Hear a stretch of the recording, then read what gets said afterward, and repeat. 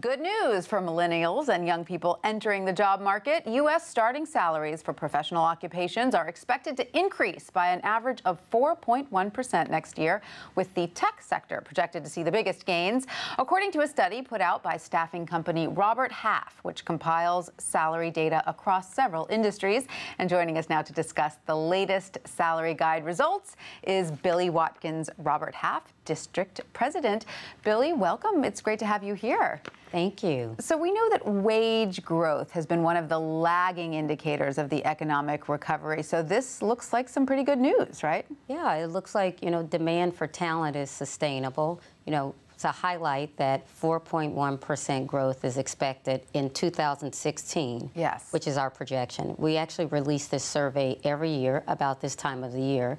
And if you may have noticed, the tech sector is expected to see the highest growth projection. Right, with growth of what, 5.3%? 5.3%. That's fantastic. Fantastic. Let's look at all the sectors you analyzed. So accounting and finance, that's going up 4.7%. 4.7. Office administrative, creative and marketing, 3.8, and legal, 3.1.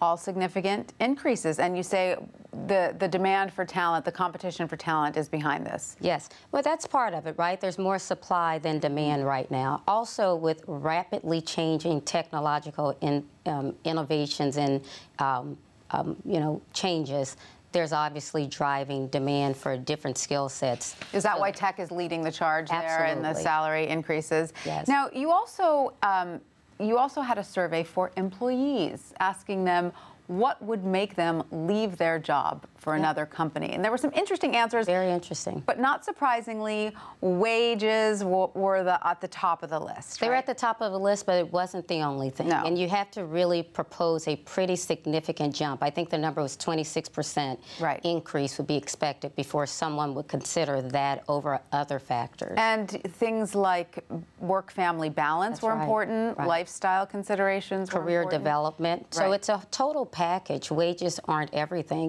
There's some other information that we have there that suggests most people feel like they should receive a wage increase. Right. And obviously some of these numbers support some of that, but that is not the only indicator in terms of whether or not they be satisfied with their job. And then on the flip side of that, they're not always that comfortable asking for an increase as well. Right, so employers need to be aware of that because they don't want to lose their employees because they're not giving them the raise and somebody else is offering them that 26% increase that will lure them away. Were there any other surprises that you found? Not surprises. This is fairly consistent with last year's salary survey. Obviously, the numbers are a bit increased, so that shows there's some sustainability in terms of the demand. Yes. I think what's interesting is what we've been saying. There's obviously a skills gap. Some of these technological changes are creating or requiring different skill sets today that you haven't seen in the past. And I think some of what is evident with this information is employers are going to need to look at